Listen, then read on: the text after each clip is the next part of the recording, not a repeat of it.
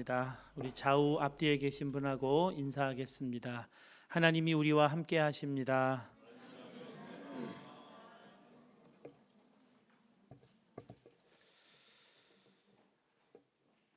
도스토옙스키의 소설 까라마조프의 형제, 이 안에는 액자 소설이 들어 있습니다.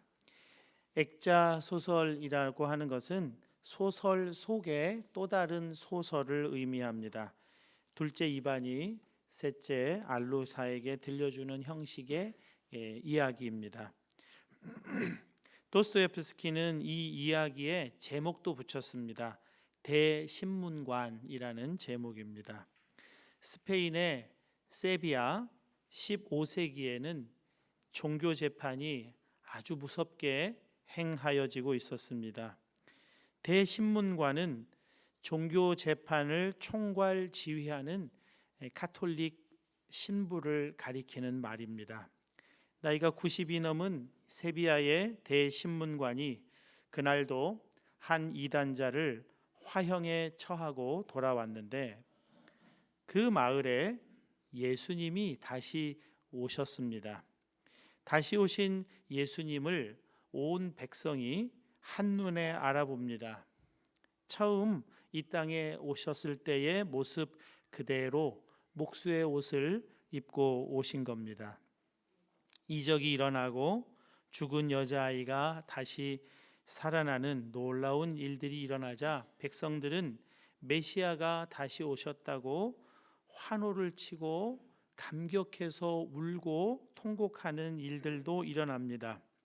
소식을 들은 대신문관은 예수님을 당장 붙들어 와서 감옥에 가둡니다.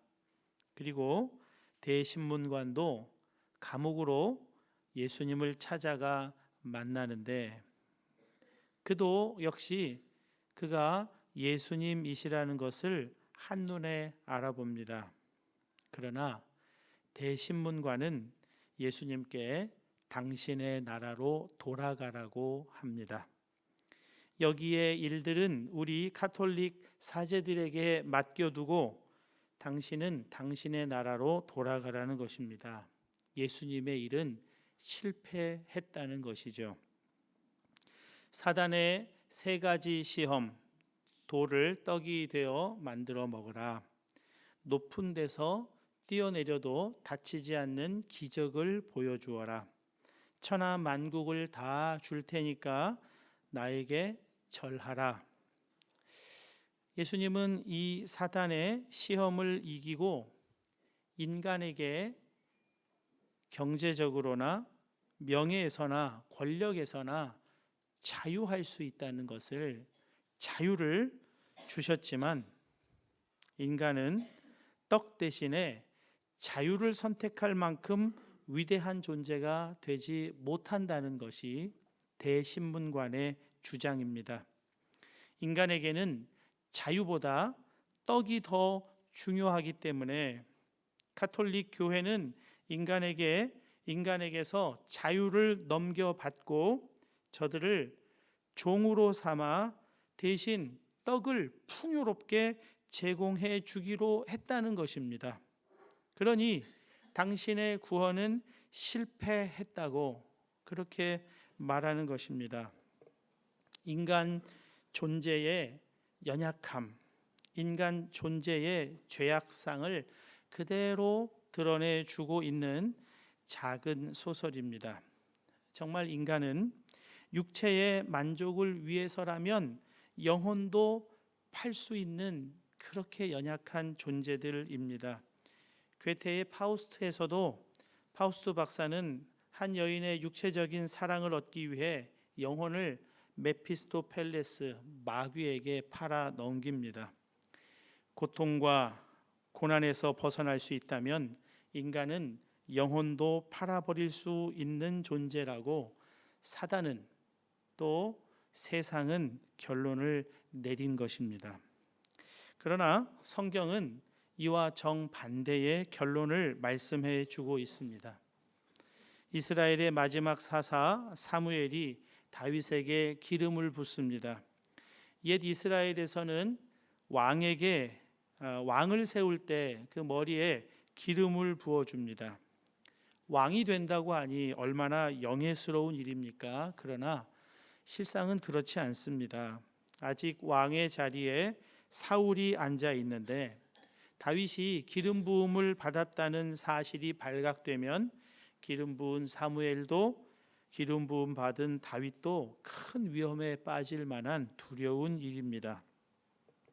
사무엘에게 기름 부음을 받은 다윗은 한 차례 전 국민의 주목을 받는 큰 영광을 누립니다. 누구도 나서지 못하던 골리앗과의 싸움에서 승리를 이끌어낸 것입니다. 그러나 그 짧은 영광의 사건 이후 다윗은 생각지도 못하고 상상하지도 못했던 수많은 어려움들을 겪습니다. 시기심에 사로잡힌 사울 왕이 다윗을 죽이려고 하는 것입니다. 추격해오는 사울 왕의 군대를 피해 물도 없고 먹을 것도 없는 광야 생활을 해야 했습니다.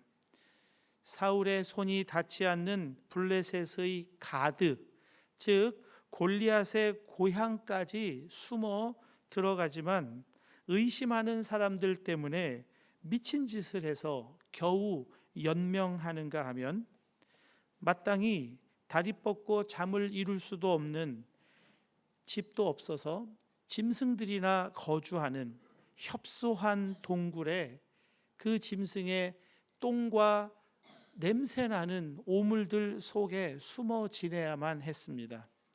굶주리던 나날들이 계속되자 다윗은 전에 목자와 양을 지켜준 적이 있던 부자 나발에게 타작했다는 소식을 듣고 그 나발에게 먹을 것을 요청하지만 야반 도주한 종놈이라는 야유를 받으며 수모를 겪기도 해야 했습니다.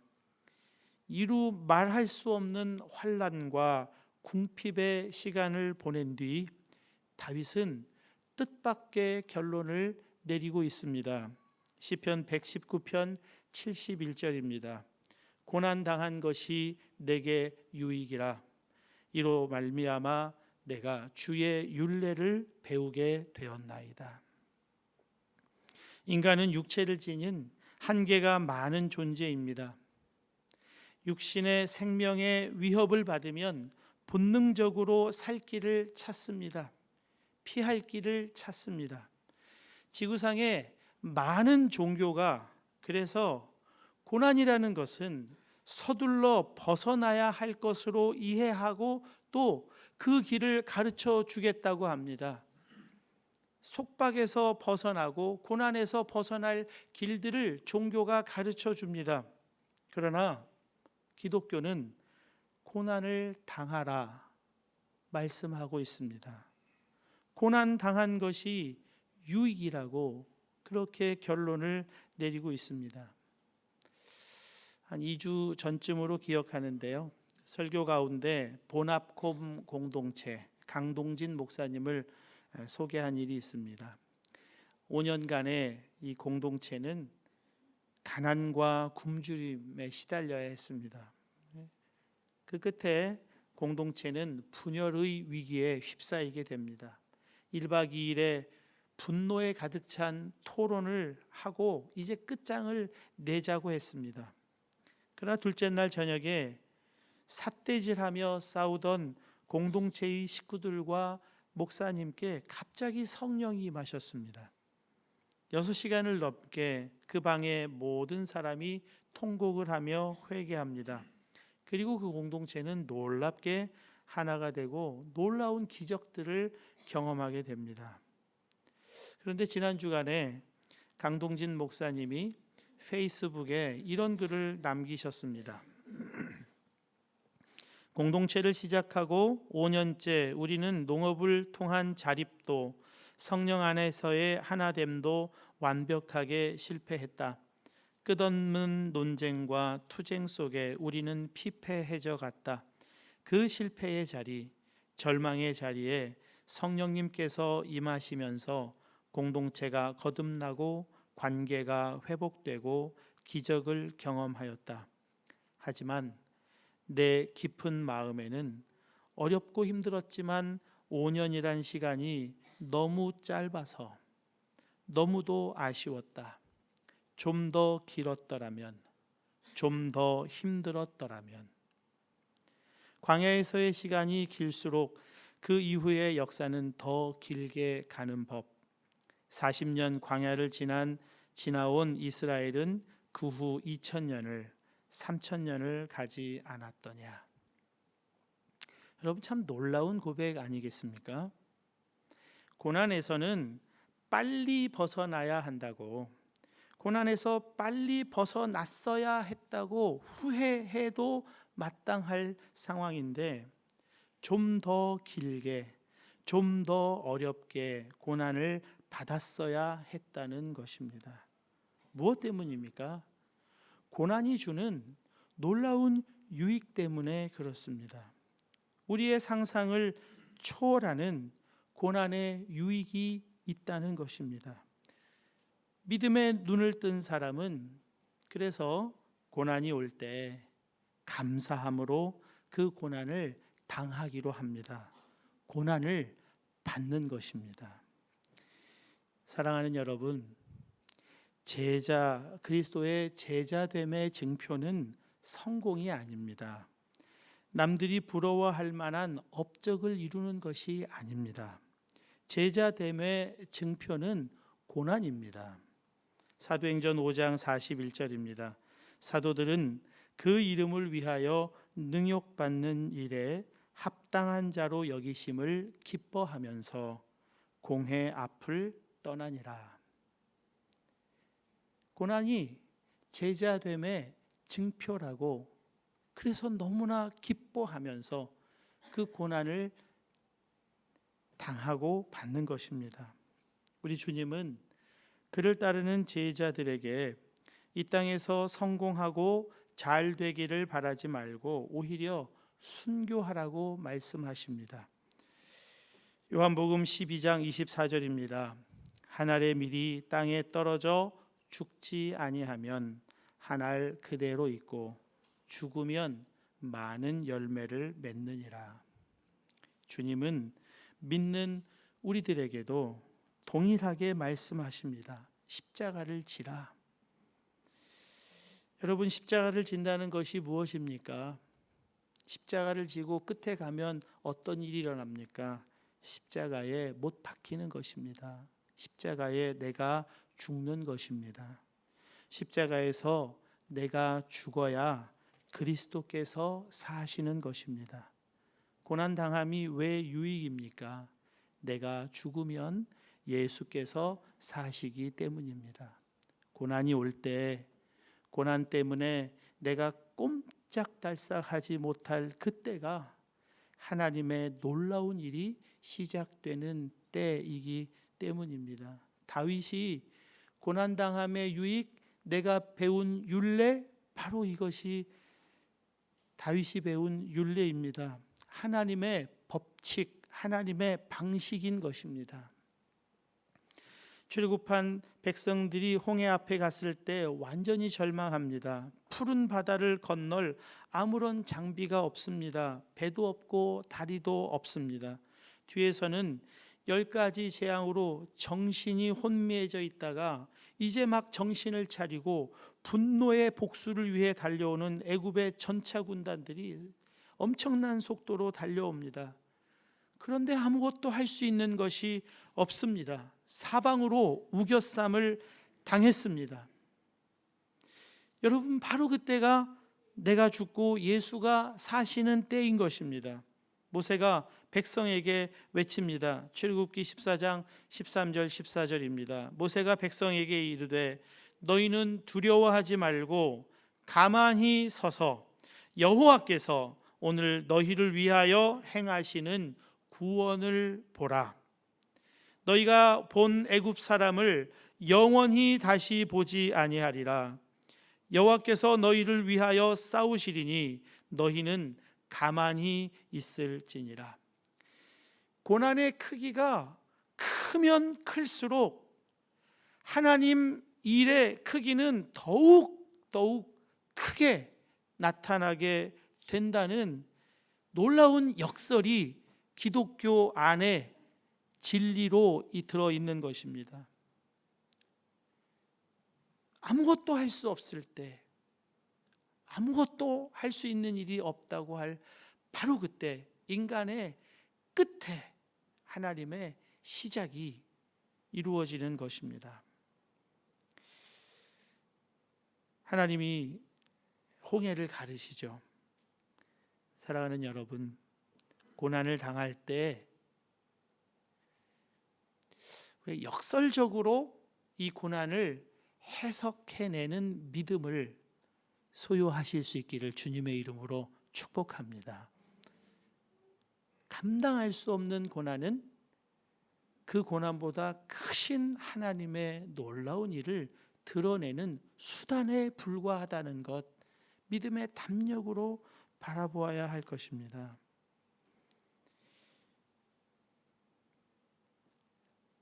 홍해는 옛 이스라엘 구약에서는 홍해가 갈라졌습니다.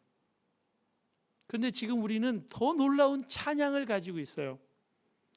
내 앞에 바다가 갈라지지 않으면 주가 나로 바다 위 걷게 하리.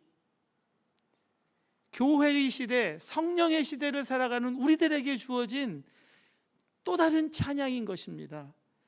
내 앞에 홍해 바다와 같은 것이 있는데 그 바다가 갈라지지 않으면 주가 갈릴리 호수 위를 베드로로 하여금 걷게 하셨던 그가 나로 바다 위를 걷게 하실 것이라고. 그것이 우리에게 주어져 있는 찬양이고 고난에 대한 우리들의 해석인 것입니다. 그러나 여러분, 예수님 없는 환난과 궁핍은 고생입니다. 그리스도인들을 박해하던 청년 사울에게 부활하신 주님이 말씀하십니다. 사울아, 내가 어찌하여 나를 박해하느냐? 가시체를 뒷발질하기가 내게 고생이니라. 예수님 없는 인생은 그 자체가 고생입니다. 열심히 산다고 살아도 그것이 가시체를 뒷발질하는 것과 같은 고생이라는 말씀입니다. 지난 11월에 토리노 한인교회에 담임 목사님이 세워졌습니다. 김희보 목사님이 담임 목사님이 되셨습니다. 5월부터 그 11월까지 밀라노의 세 분의 목사님께서 순서를 번갈아 가며 토리노 한인들을 위해 예배를 인도해 주시고 설교해 주셨습니다. 그 중에 한 분이 김희보 목사님이신데 밀라노에서 토리노로 설교하기 위해 가실 때마다 기차를 타셨어요. 그날도 기차를 타고 한참을 달리는데 전에 없이 아름다운 풍경이 펼쳐지는 겁니다. 그때 이제 가을이었거든요. 아름다운 풍경이 펼쳐지고 산과 호수가 막 펼쳐지는 거예요. 그래서 웬일로 이렇게 아름다운가? 한참을 달리다가 아무래도 이상해서 승무원에게 물어봤답니다. 기차를 잘못 탔대요. 그래서 그날 예배는 교인들끼리 예배를 드릴 수밖에 없었어요. 시간이 도저히 갈 수가 없어서.